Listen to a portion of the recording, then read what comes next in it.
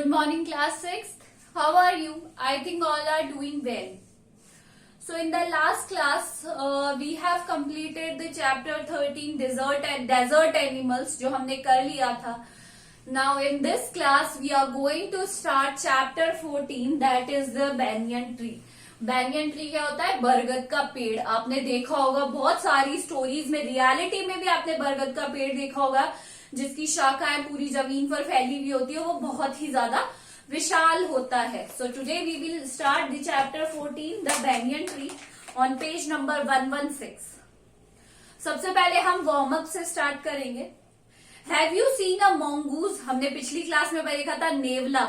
आप लोगों में से मोस्ट ऑफ द लोगों ने नेवले को देखा होगा, but it is rarest animal. बहुत कम पाया जाने वाला है और यहाँ पे इजीली दिखाई भी नहीं देता है. Have you read in previous lesson that a mongoose can fight with and kill a snake? आपने पिछली ही क्लास में ये चीज पढ़ी है कि जो mongoose होते हैं, they have the speciality, उनके पास एक स्पेशलिटी होती है कि they can fight and kill snake. जिसमें तो snake कितना पावरफुल एनिमल है और क्रीपर है, रेप्टाइल है, बट फिर भी वो क्या है, उससे फाइट करता है, इवन जीत भी जाता है, उसे मार भी देता है. Any reason children can think of why the mongoose should always be so keen on fighting the cobra? अब जब भी किसी की दुश्मनी की बात करते हैं ना, तो इस कैसे कहते हैं, सांप और नेवले की दुश्मनी है, और किसी में लड़ाई है, जैसे ये तो ऐसे लड़ रहे जैसे सांप और नेवला लड़ रहे. तो ऐसा क्या है कि जो सांप है वो नेवला के दुश्मन है और नेवला सांप का इतना क्यों दुश्मन है?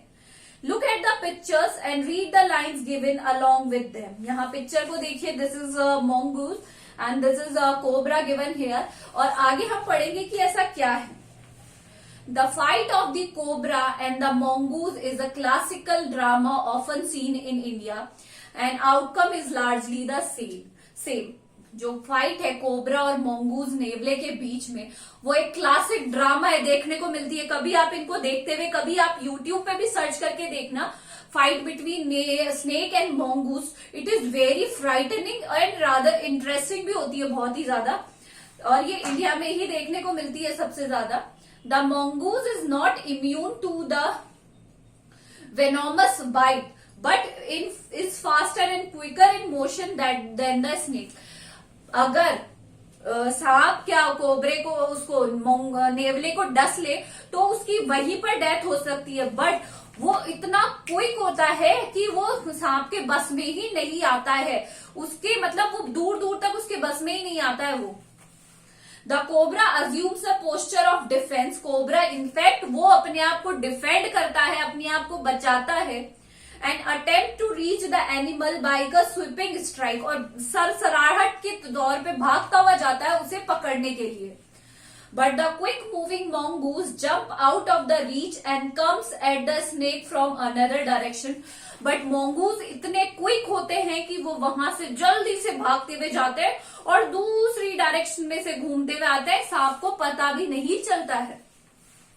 Before the snake get into striking position again. जैसे उसके पता लगने से पहले वो बाइट अपनी स्ट्राइकिंग अटैक करने की पोजीशन में आए, उससे पहले ही वो रेडी हो जाते हैं. कौन? mongoose, नेवले. This constant movement tires and discourages the snake. ये जो कॉन्स्टेंट मूवमेंट है, इससे जो स्नेक है उसका मोराल क्या हो जाता है, डाउन हो जाता है. वो बहुत ही ज्यादा डिस्करेज हो जाता है. And the mongoose is finally able to leap in close. और फाइनली जो जैसे ही उसका मोरल डाउन हुआ, या ये कहेंगे सिंपल लैंग्वेज में कि वो थका सांप और जो mongoose है उस पर अटैक करने के लिए रेडी हो जाता है. एंड बरी इट्स टीथ इनटू स्नेक्स नेक. और कहाँ अपनी जो उसकी शार्प टीथ है उसको कहां पर गाड़ता है, मतलब बाइट करता है उसकी नेक पे, स्नेक की नेक पे. Usually serving the joints of its vertebrae. और जोर से जाकर उसके मतलब क्या कहेंगे, उसको बाइट कर लेता है. You must have seen a banyan tree. banyan tree को सबने देखा हुआ है. This story is about what the author saw as a young boy. जो ऑथर है इसके, उन्होंने क्या देखा जब वो यंग थे. when he was sitting in an old banyan tree in his grandfather house, जब वो अपने ग्रैंडफादर के हाउस में बैठे थे, जब वो यंग थे, तब उन्होंने क्या देखा, आज हम वो पढ़ेंगे. Understood? We will start with the part 1. Though the house and the grounds belong to my grandparents, जो राइटर वो कहते हैं कि जो हाउस है या फिर वो ग्राउंड है वो बिलोंग करता था मेरे ग्रैंडफादर्स पेरेंट्स को. द मैग्निफिशेंट जो बहुत ही ज्यादा पुराना जो बैंयन ट्री था, ओल्ड बैंयन ट्री वॉज माइन. वो ओल्ड बैंयन ट्री किसका था? मेरा था, यानी ऑथर का था. Chiefly because grandfather at 65 could no longer climb it.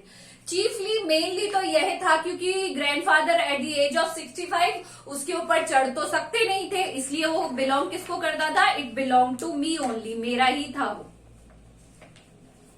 It spreading branches which hung to the ground, उसकी जो ब्रांचेस थी, शाखाएं, वो जमीन को टच करती थी. एंड टुक रूट अगेन, और फिर वहीं से ही उसकी जड़ें निकल जाती थी. ये और खूबी होती है कि जहां उसकी शाखाओं ने टच किया वहीं से उसकी क्या जड़ें वापस निकलना शुरू कर देती हैं. Forming a number of twisting passages give me endless pleasure. आपने देखा होगा बहुत ही शाखाएं, उसमें लोग घूमते हैं, उनपे लटक के झूलते हैं, बहुत एंजॉय करते हैं, उससे बहुत प्लेजर मिलता है. Among them were squirrels and snails and butterflies, और उसमें बहुत सारे जानवर रहते थे, चाहे बटरफ्लाईज हो गई, स्नेल्स हो गए, स्क्वेरल्स हो गई, गिलहरियां हो गई. And the tree was older than the house. अब ट्री था, ट्रीज की जो एज होती है वो बहुत ज्यादा होती है, तो जो ट्री था वो बहुत ही ज्यादा क्या था? बड़ा भी था. ओल्डर देन ग्रैंडफादर, और ग्रैंडफादर से भी बड़ा था. And as old as Dehradun itself, तो ये स्टोरी और देहरादून से भी बड़ा था. मतलब ये स्टोरी कहां पर हुई है? कहां पर? It is held in Dehradun. I could hide my self in the branches, मैं अपने आप को उसकी ब्रांचेस में छुपा लेता था हमेशा. Behind thick green leaves and spy on the world below, मैं भी क्या करता था? उसमें छुपा लेता था अपने आप को. और स्पाई करना मतलब स्पाई ऑन द वर्ल्ड, अपने आप को वहां से चुपचाप छुपकर वहां से देखता रहता था. जो ये दुनिया है उसको मैं वहां से चुपचाप देखता रहता था. तो आज हम यहीं तक करेंगे. Do the hard words and write their Hindi and English meaning each. Those who are not sending me the work, kindly send your work to me. This is all for today. Thank you.